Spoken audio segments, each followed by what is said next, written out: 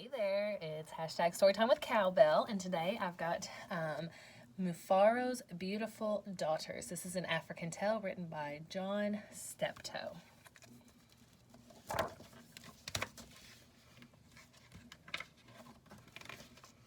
A long time ago, in a certain place in Africa, a small village lay across a river and a half a day's journey from a city where a great king lived. A man named Mufaro lived in this village with his two daughters, who were called Manyara and Nyasha. Everyone agreed that Manyara and Nyasha were very beautiful.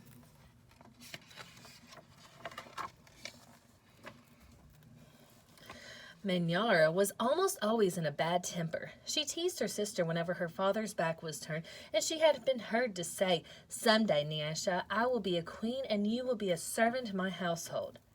"If that should come to pass," Nyasha responded, "I will be pleased to serve you."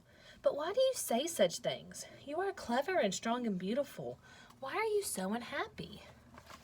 "Because everyone talks about how kind you are, and they praise everything you do," Manyara replied. "I'm certain that Father loves you best, but when I am queen, everyone will know that your silly kindness is only weakness." So we got two sisters right here. Very, very different, right? Both very beautiful, but different personalities. Leave Scar. Nyasha said that Manyara felt this way, but Nyasha was sad that Manyara felt this way, but she ignored her sister's words and went about her chores. Nyasha kept a small plot of land which she grew millet, sunflowers, yams, and vegetables. She always sang as she worked, and some said it was her singing that made her crops more bountiful than anyone else's. Sweet, kind sister. One day, Nyasha noticed a small garden snake resting beneath a yam vine. "Good day, little Nyoka," she called to him. "You are welcome here. You will keep away any creatures who might spoil my vegetables." She bent forward, gave the little snake a loving pat on the head, and then returned to her work. From that day on, Nyoka was always at Nyasha's side when she tended her garden. It was said that she sang all the more sweetly when he was there.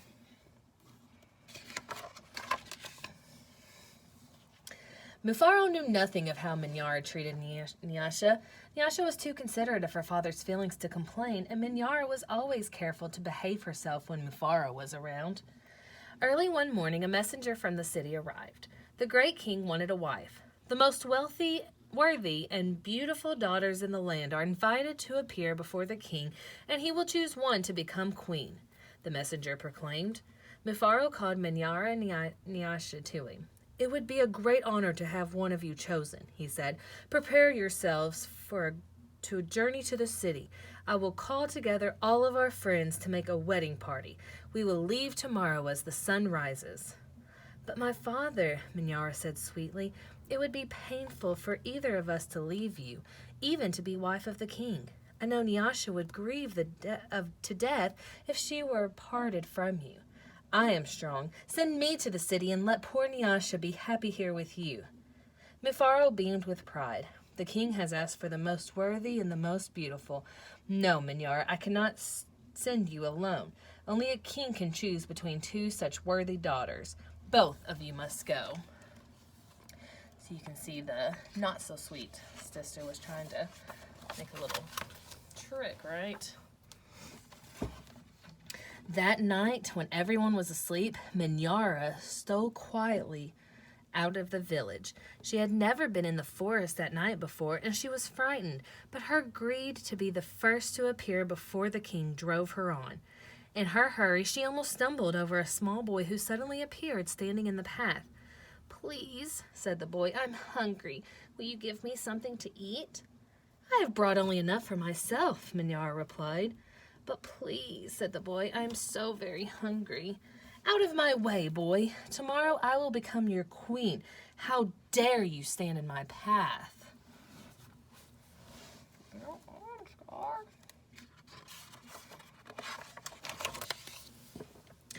After traveling for what seemed to be a great distance, Manyara came to a small clearing.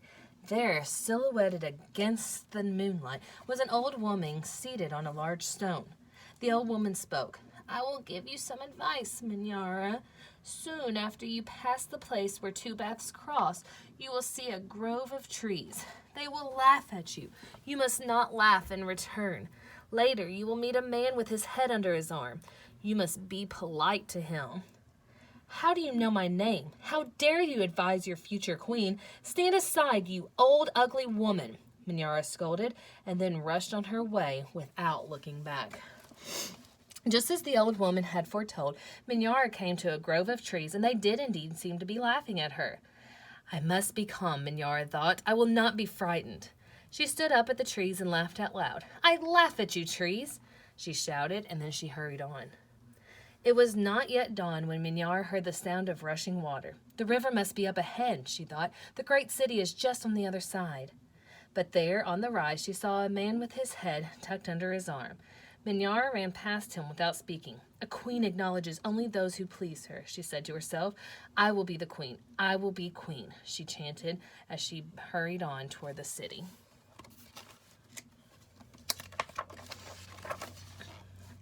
Nyasha woke at the first light of dawn. As she put on her finest garments, she thought how her life might be changed forever beyond this day.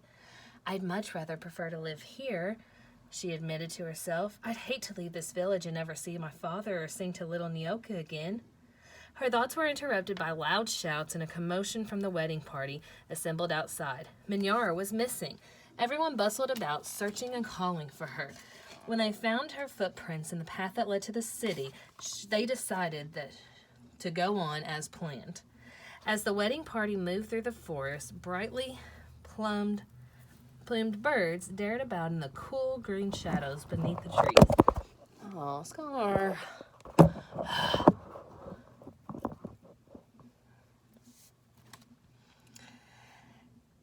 Though anxious about her sister, Nyasha was soon filled with excitement about all there was to see.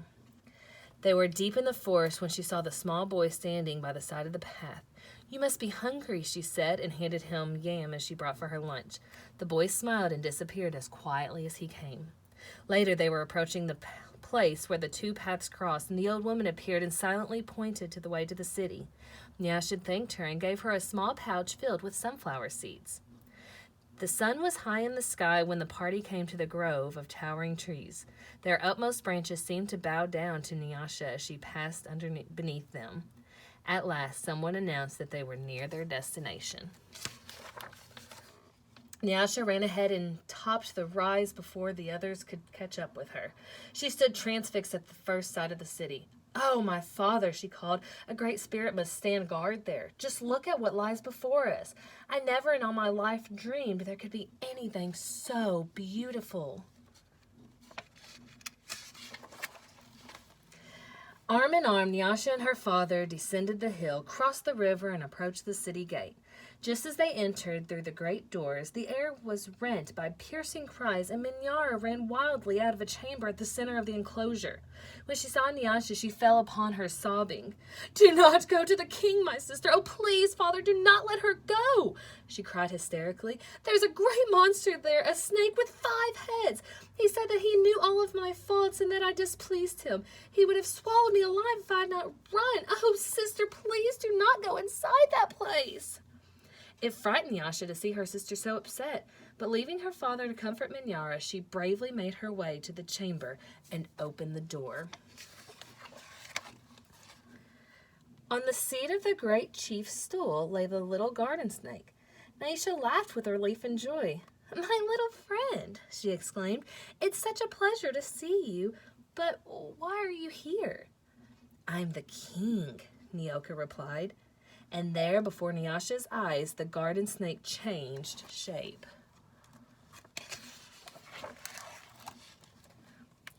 "I am the king. I am also the hungry boy with whom you shared a yam in the forest, and the old woman to whom you made a gift of sunflower seeds.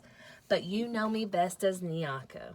Because I have been all of these, I know you to be the most worthy and most beautiful daughter in the land. It would make me very happy if you would be my wife." And so it was that, a long time ago, Nyasha agreed to be married. The king's mother and sisters took Nyasha to their house, and the wedding preparations began. The best weavers in the land laid out their finest cloth for her wedding garments. Villagers from all around were invited to the celebration, and a great feast was held. Nyasha prepared the bread for the wedding feast from the millet that had been brought from her home. Mufaro proclaimed to all who would hear them that he was the happiest father in all the land, for he was blessed with 2 beautiful and worthy daughters, Nyasha the queen and Minyara, a servant in the queen's household.